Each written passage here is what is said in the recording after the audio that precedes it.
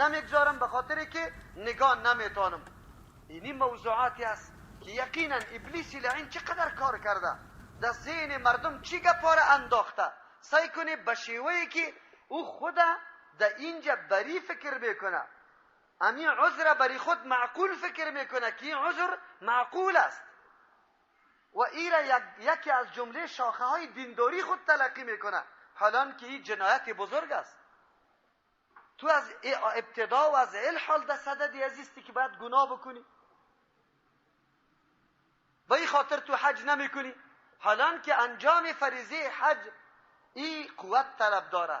چرا در حج بعضی مراسمی است ازدحام و انبویی خیلی زیاد است، چیزی سفری داره، انجام مراسم یک نوع قوت می طلبه. از امو خاطر است که اکثر ریش سفیدای ما میره حج به طور کامل به سر رسانده نمیتونه، بلکه این را خب بگذار شما باور بر الله بکنه. پیش یک حاجی صاحب که خیلی ضعیف بود رفته بود، مردم مانده نباشی، او میگفت که الله مسلمان اوجا نبره. بیچاره از دستی که آزار اذیت دیده بود، چرا که توانمندی نداشت، فکر میکرد که اگر به این دعا را بکنم به مردم این خیلی خوب است که الله متعال مسلمان اوجا نبره.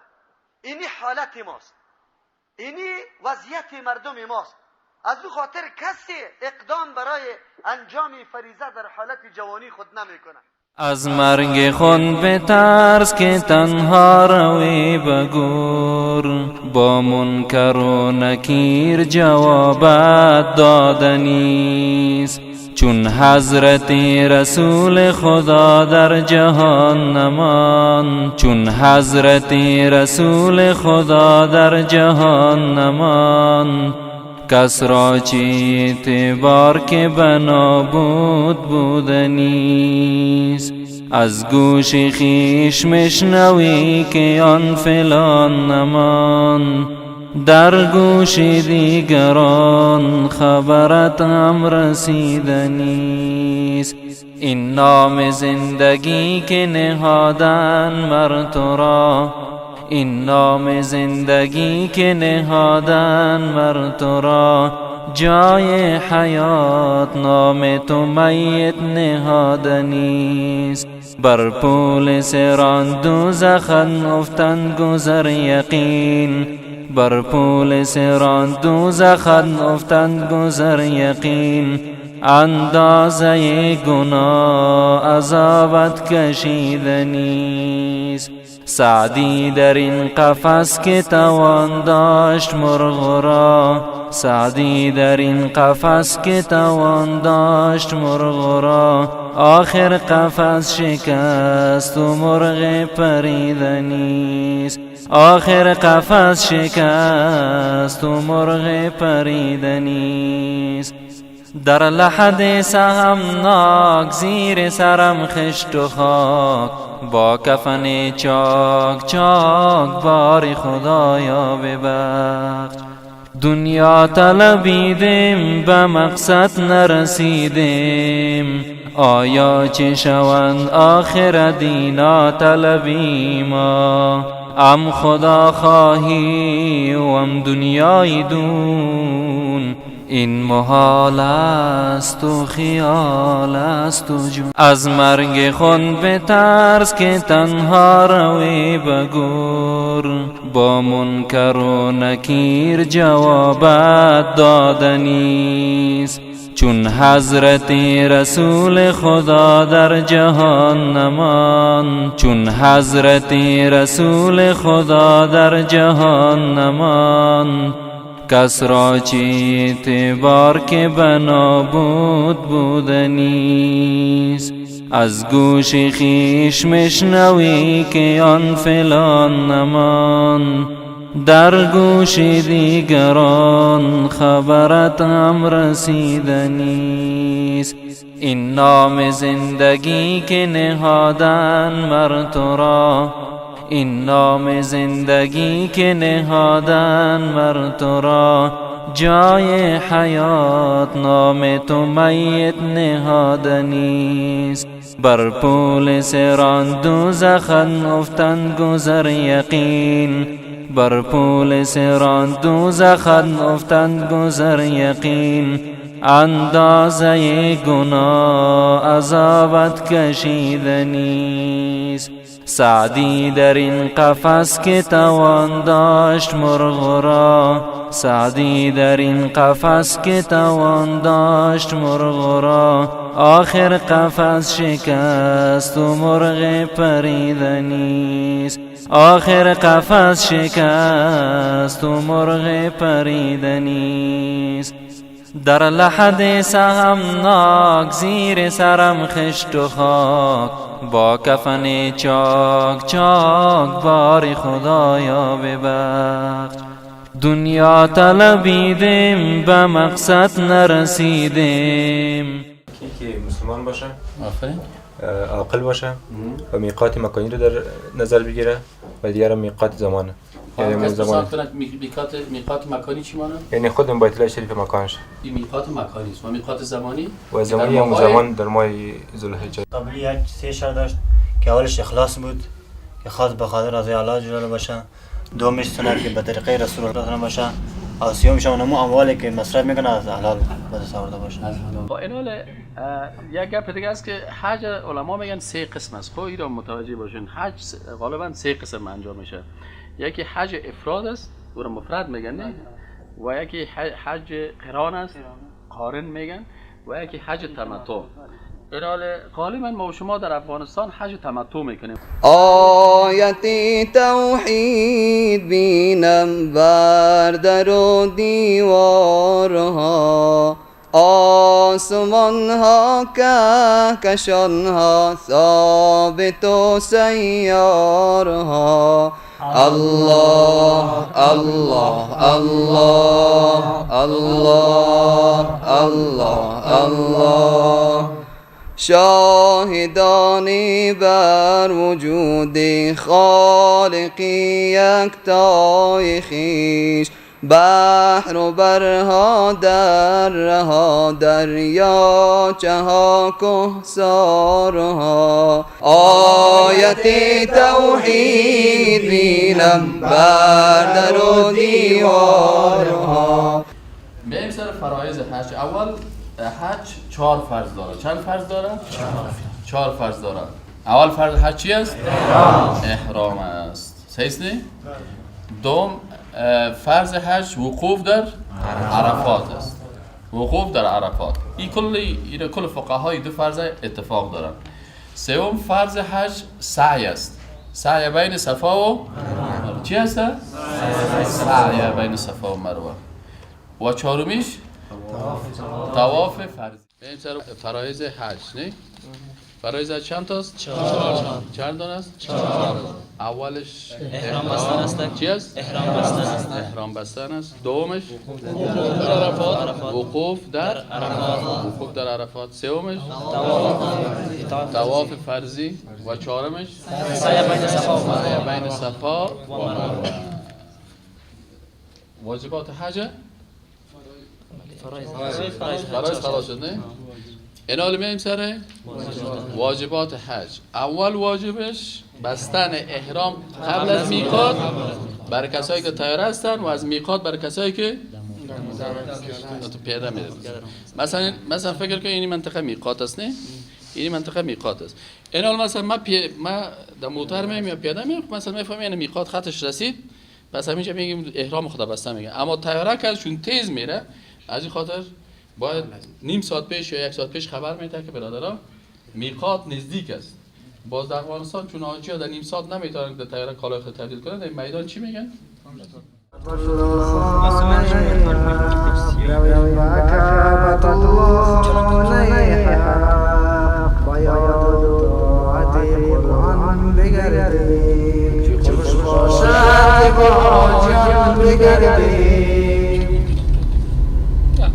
عزت رو الله برای شما میگه که نتیجه یهدی قلبه.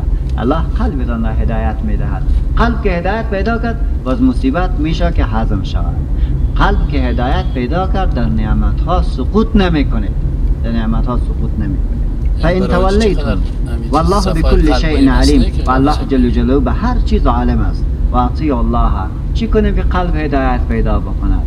چی کنیم که ما به تقدیرات الله و به قضای الله راضی شویم و به او تسلیم شویم؟ راه چیست؟ و اطیع الله، از الله فرمان ببرید، و اطیع الرسول، و از پیغمبر فرمان ببرید. ده این راه عزتتان است. اطیع الله و اطیع الرسول. فان تولیتم، پس اگر رو گردانیدید فانما علی رسولنا البلاغ المبین، و جزی نیست که به پیغمبران ما فقط رسانیدن است. به پیغمبران ما فقط رسانیدن است که واضح برات بگه، اعمال تعلق به خودت دارد. فان تولیتم جمله شرطیه جزای محذوفی دارد که میشه فان تولیتم فقد ادا وظیفته.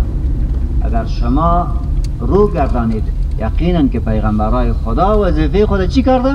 پوره رسانده. بنان فرد به امی عدم قبول هم مؤاخذه میکنیم. الله لا اله الا هو، الله آن معبود برحق، مستجمی تمام صفات کمال، ذاتی که قلبهای پرتپش را سکون میدهد، ذاتی که احتیاجات مخلوقش را روا میدارد. لا اله الا هو، نیز معبود برحق جز او. و علی الله، و باید به امر الله که مستجمی صفات تمام کمال است. فلیتوکل المؤمنون، باید توکل بکنن مؤمنان. و علی الله فلیتوکل المؤمنون، و باید به الله توکل بکنن، اعتماد بکنن مسلمانان. چقدر زیباست. آیات های است که انسان را لامالال پر میکند از ایمان و از عظمت. یا ایها الذین آمنوا، ای مؤمنان، ان من ازواجکم و اولادکم عدوا لکم فاحذروهم و ان تعفوا و تصفحوا و تغفروا فان الله غفور رحیم. ولی الله جل جلاله برای ما و شما پیشکش. امروز زیاد هم مجربه سر چیز بود، خود سر مسئله فرایض و واجبات حج که بسیاری هم یه حجی ها که هست نه حج میرن، لکن مشکلش هست فرایض حج نمیفهمن، واجباتش نمیفهمن. خب تو فرضش نمیفهمی، واجبش نمیفهمی، شاید امور ادا کنه اما نمیفهمه که نمیفهمه. اما از پیش وقتی که نفهمید دیگه نمی فرض است، نفهمید نمی واجب است، بی تفاوت میشه آدم برش، بی تفاوت میشه و بعضی هم خود از پیش فوت میشه و سرش شاید حجش هم نشه. دیگه عالی خاصان است، باور بو که میره ما برشان هم تو به بسیاری حاجی صاحبا گفتیم، لکن با بسیار بی‌اعتنایی امور هیچ چیزی یاد نمیگیرن.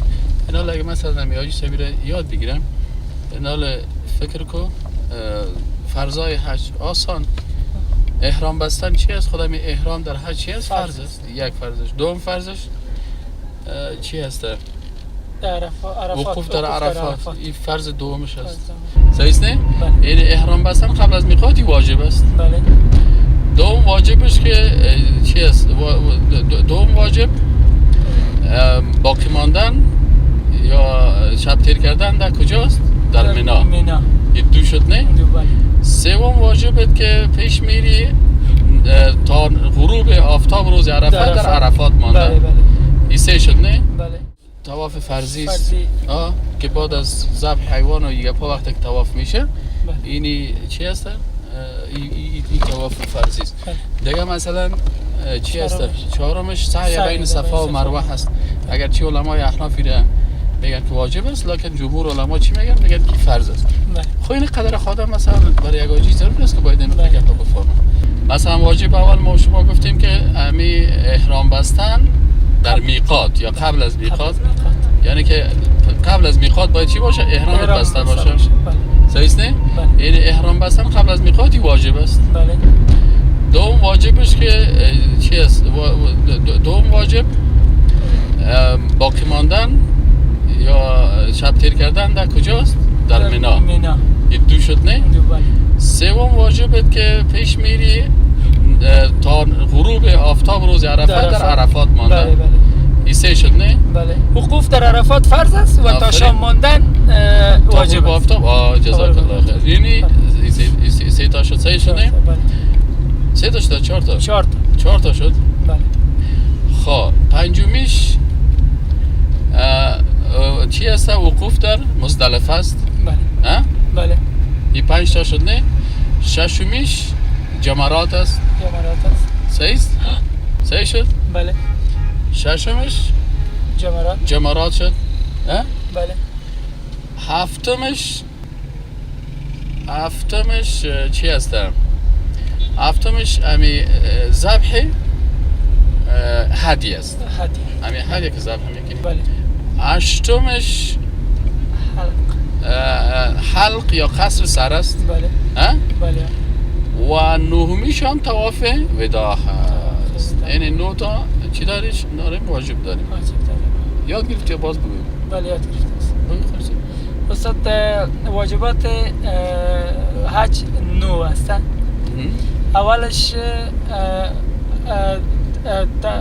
بستن احرام قبل از میقات این واجب است و دومش وقوف در عرفات تا به شام، اینی بودن در مینا تا شام، شب تیر کردن در مینا این واجب است و دیگه وقوف در عرفات تا به شام اینی هم واجب است و چهارمیش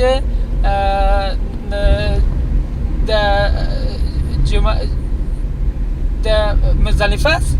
وقوف در مزدلفه است و پنجمش هم در مینا جمره زدن است.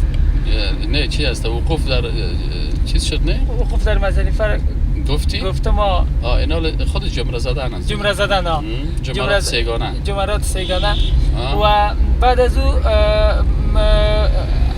قربانی در قربانگاه رفتن است که ذبح هدیه است و دیگهش قصر یا کلی تکدو بگیریم کم کردن موی یا قصر یا کم کردن موی این است و دیگهش هم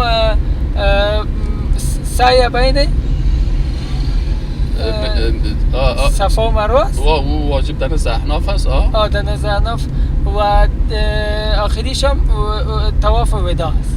طواف وداع است. الحمدلله که کار ویزا و کار پاسپورت همه چیزاتی که خلاص شد. اینال دیگه ضرورت است که من باید بعضی از سوداها را بخرم. سودا مثل احرام، مثل برس و کریم دندان، کمربند، چبلق، بکس، سامانه گپا گرفته شد. دیگه برای بیایچی اگر شب لباس های سفید و گپا بر از آن بخیر خریده بشد انشاءالله تعالی. همیشه رو باید امروز بگیرم.